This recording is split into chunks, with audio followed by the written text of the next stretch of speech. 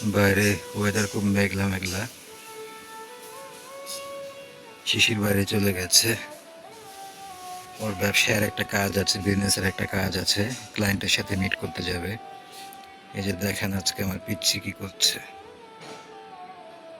কত বড় একটা মুরগির পেছনে সে উৎ পেতেছে, হঠাৎ করে বাইরে এসে এটা সামনে পড়লো। মুরগিটা ওর থেকে 5 হাতের মতো দূরে আছে। বড় বড় আগাছার জন্য মুরগিটা ওকে দেখতে পাচ্ছে না।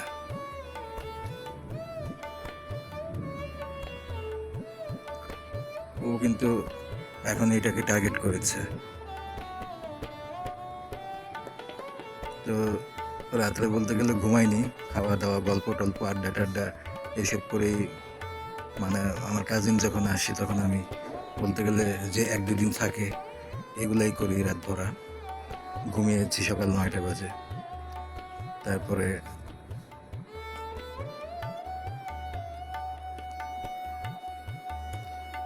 ও 12:30টার দিকে নাস্তা করে চলে গেছে। রাতে আসতেও পারে, নাও আসতে পারে, না আসার সম্ভাবনা বেশি।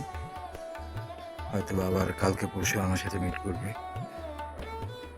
আমি এখনো লাঞ্চ করিনি, গোসল করে এসেছি। এসে দেখি আমার ছোট বিড়ালটা এখানে টার্গেট করেছে। সতর্কতাটা শুধু দেখছি আমি, মানে কত ধৈর্য সহকারে বসে আছে জাস্ট একটা শিকারের জন্য। যদিও এটা শিকার করার ক্ষমতাও নাই, এটা একটা বড় সাইজের দেশি মুরগি, আর ও যে সাইজ ও এটা পারবেও না, কিন্তু ওর চেষ্টা, ওর এফোর্ট, এটা দেখাচ্ছি আমি জাস্ট। এখন হয়তো বুঝে গেছে, এখন একটা অ্যাক্টিং করছে, এমন একটা ভাব করছে যেন ও কিছু জানে না, অন্য খেলাতে ব্যস্ত হয়ে গেছে।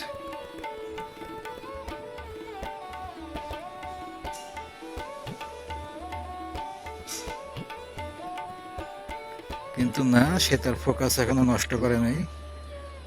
সে এখনো লুকিয়ে আছে, মানে বাঘ যেমন করে লুকিয়ে থাকে হরিণ ধরার জন্য, একই স্টাইলে লুকিয়ে আছে।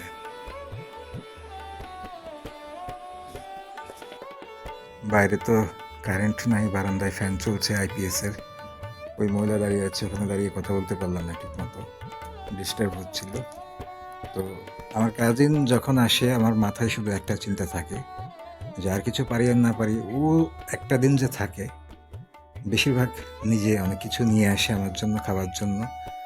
তাছাড়া আমার ভাতিজির জন্য অনেক কিছু নিয়ে আসে। আমরা রাত ভরা এগুলো সেগুলো খাই, এগুলোও নিয়ে আসে রাত্রেবেলা।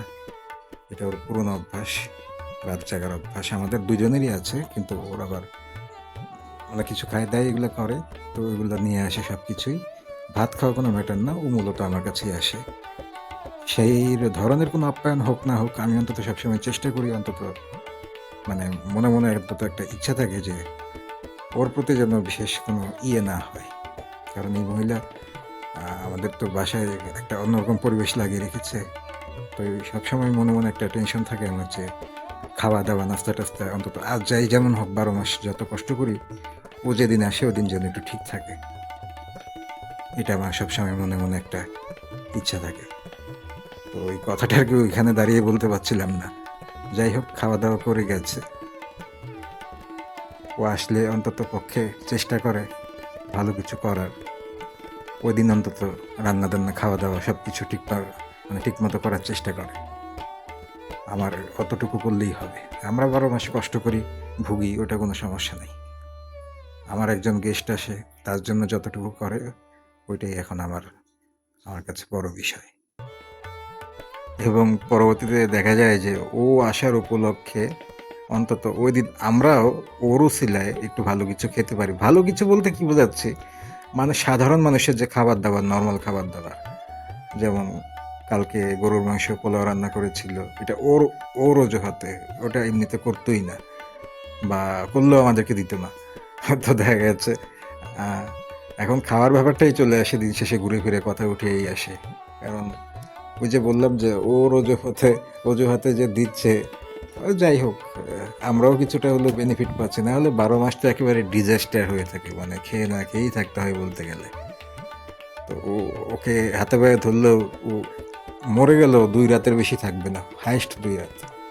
তো ওই 2 দিন অন্তত পক্ষে ওকে একটু ভালোভাবে ট্রিট করার চেষ্টা করে, ও যাতে আর কি আমাদেরও হয়। মূল কথা হচ্ছে আমরা আমাদের সাথে 12 মাস যাই করুক না করুক, অন্তত আমার একজন গেস্ট আছে, ওর সাথে আমার একটা অন্যরকম রিলেশন, অন্যরকম, মানে জন্মের পর থেকেই আমার যত বয়স হয়েছে বলতে গেলে ওর সাথে আমার ফ্রেন্ডশিপের বয়স 7 বছর, ফ্রেন্ডশিপ প্লাস কাজিন।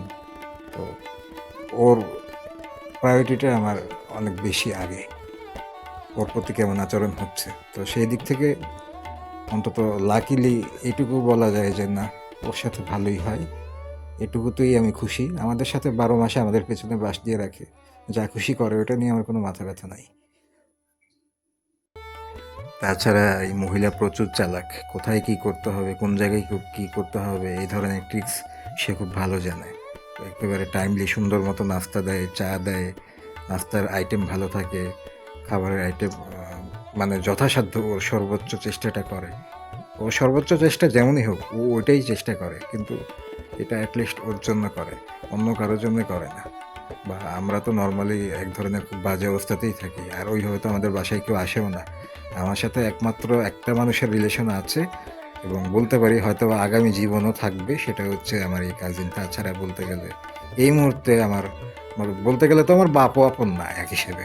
আমার যে বর্তমান যে বাবা মা তো নাই, বলতে গেলে কিছু কিছু ক্ষেত্রে আপন বলা যায়, আবার কিছু ক্ষেত্রে ওনার কাজকর্ম দেখলে আমার কাছে মনে হয় যে বাপও আপন না। তো বলতে গেলে বাপের পরে যদি কেউ থাকে পৃথিবীতে এই মুহূর্তে আমার, সেটা হচ্ছে আমার ওই কাজিনটাই।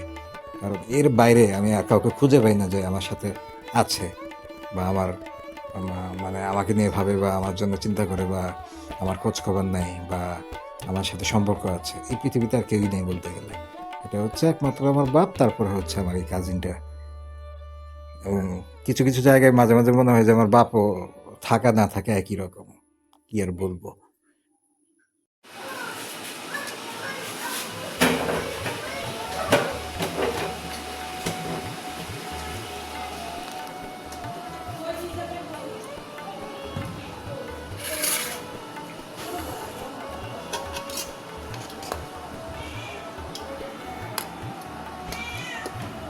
ভাত হয়ে আছে একেবারে আগুন গরম।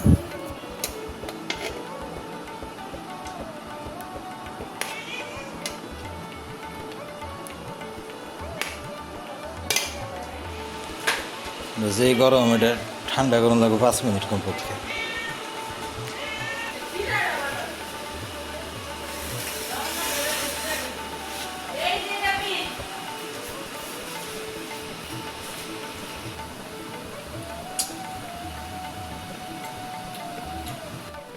এত দেরি হয়ে গেছে, খেতে খেতে প্রায় 4টা বাজছে, কিন্তু মাত্র চুলা থেকে নামানো ভাতটা দিয়েছে সামনে, পাতিলের মধ্যে ভরে রেখেছে, ডিশের মধ্যেও বেড়ে রাখে না কখনো।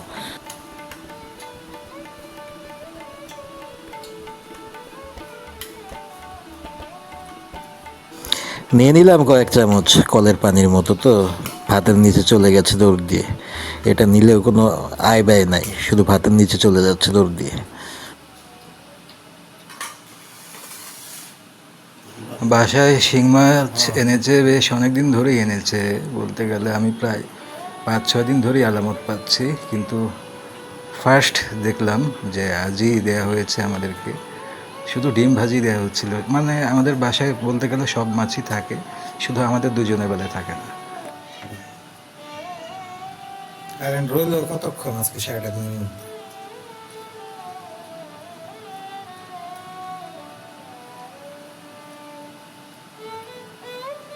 ওই দিন প্রচুর লোডশেডিং হচ্ছিল, তাই আব্বুকে বলছিলাম যে আজকে সারাদিনে কারেন্ট রইল কত ঘন্টা।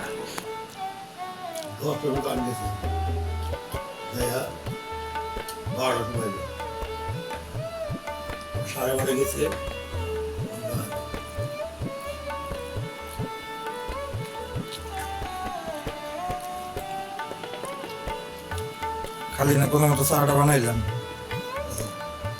20 মিনিটও থাকে নেই। যথারীতি আগেও বলেছি, ইলেকট্রিসিটি চলে গেলে আমাদের চা খাওয়া বন্ধ। আমরা কেটলিতে চা খাই, চুলায় হাত দেওয়া যায় না, কারণ চুলা তো ওই মহিলার আন্ডারে আছে।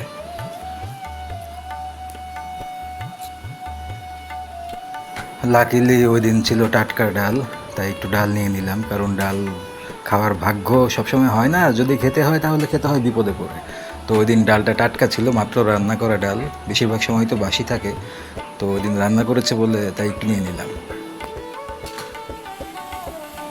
আর যে কোনো মাছই আনা হোক না কেন, 5-6 পদের মাছ বা যেটাই আনা হোক, প্রথমে আমাদেরকে সেটা দেওয়া হয় না। সেই মাছ খেতে খেতে যখন শেষ হয়ে যায়, শেষের দিকে থাকে, মানে মাছের লেজ মাথা এগুলো যখন থাকে, ওই সময় রান্না করে সবাইকে দেওয়া হয়। তাছাড়া এমনিতে শুরুতে প্রথম টাটকা মাছ আমাদেরকে এমনিতে খুব একটা দেওয়া হয় না।